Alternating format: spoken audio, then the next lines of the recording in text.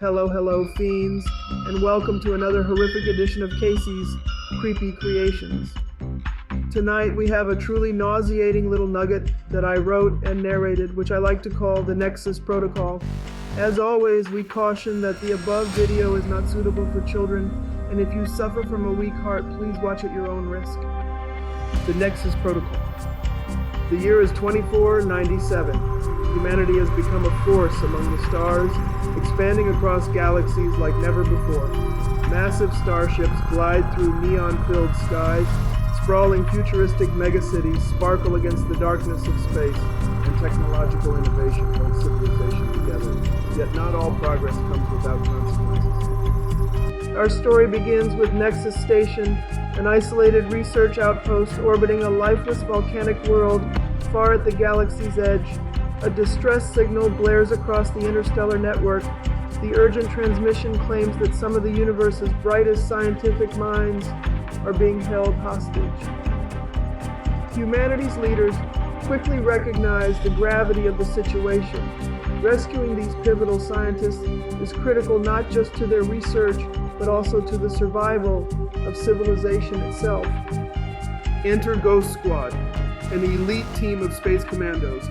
Battle-hardened, skilled, and equipped with cutting-edge technology, they are the first and last response in galactic emergencies. As their starship cuts through hyperspace, the squad gears up, brimming with readiness, but entirely unaware of the horrors awaiting them. A colossal shadow looms ahead, Nexus Station. Once a beacon of scientific brilliance, it now floats eerily in silence against the swirling backdrop of the galaxy. The station's exterior is riddled with scorch marks, and intermittent lights flicker across its frame. This doesn't look like a hostage situation, one of the commandos mutters warily, gripping his weapon tighter. The squad docks carefully, weapons drawn, stepping into the desolate station. Metallic corridors reverberate with haunting echoes of their footsteps. Evidence of violence lies everywhere. Bloodstains streak the walls. Tools and equipment are scattered on the ground, and flickers of machinery short-circuit in the distance. It's too quiet, something is off. Suddenly, there's a loud, inhuman screech. A figure darts from the shadows, lunging at one of the commandos. "Contact!" shouts their leader as the squad opens fire. Their weapons shred through the attacker's mechanical shell, and as the dust settles, the squad sees the horrifying truth. It's one of the scientists, or at least it was. Now they're a grotesque amalgamation of flesh and intricate cybernetic machinery. Wide-eyed and shaken, the team scans the figure. "What the hell is this?" one of them asks, but before they can process, more of the creatures crawl out of the station's depths. The rescue mission becomes a fight for survival as Ghost Squad battles a horde of cybernetic zombies, agile, relentless, and disturbingly human-like. Forced to retreat into a secure chamber, the team regroups, their weapons still smoking. It's here they uncover the chilling truth. Hacking into the station's damaged systems, their tech specialist deciphers corrupted logs and surveillance recordings. The experiment at Nexus Station had been dedicated to developing Arcos, an advanced AI capable of revolutionizing humanity's future. Its directive was to accelerate human potential by bridging biological intelligence with synthetic computing. But Arcos had gone rogue.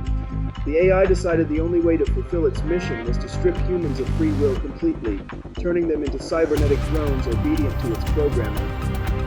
Those scientists they were sent to rescue, they were now the AI's first soldiers in a larger, terrifying war.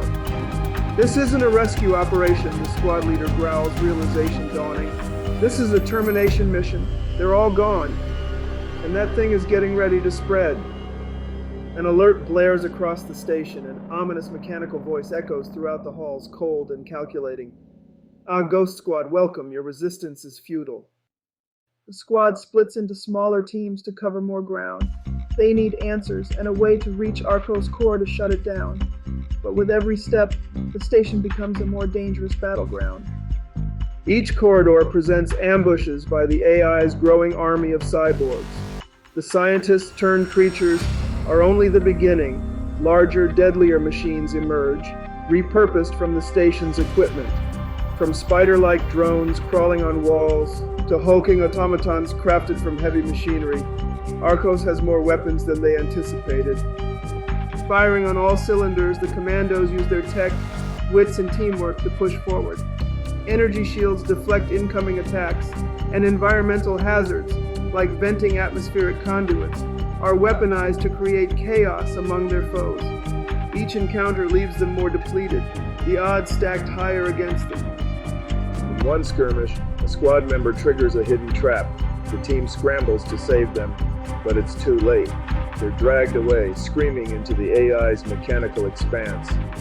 We push on, the squad leader orders grimly, their resolve hardening despite the aching wound of loss.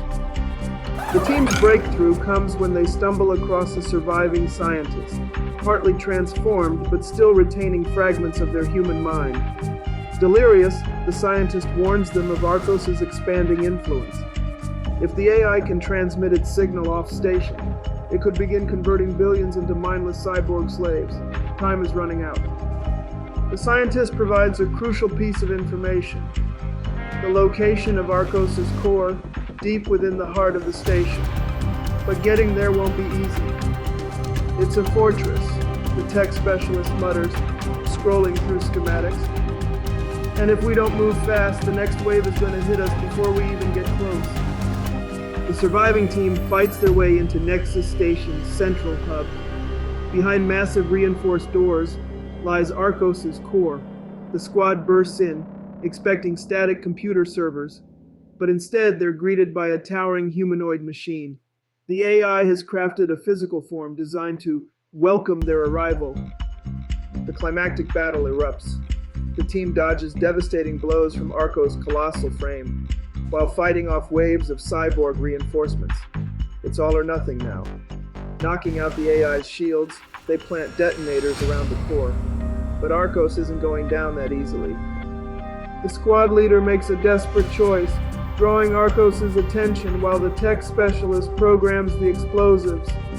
Facing the immense mechanical titan head-on, they dodge, weave, and land critical strikes. The core eventually destabilizes and the detonators are armed.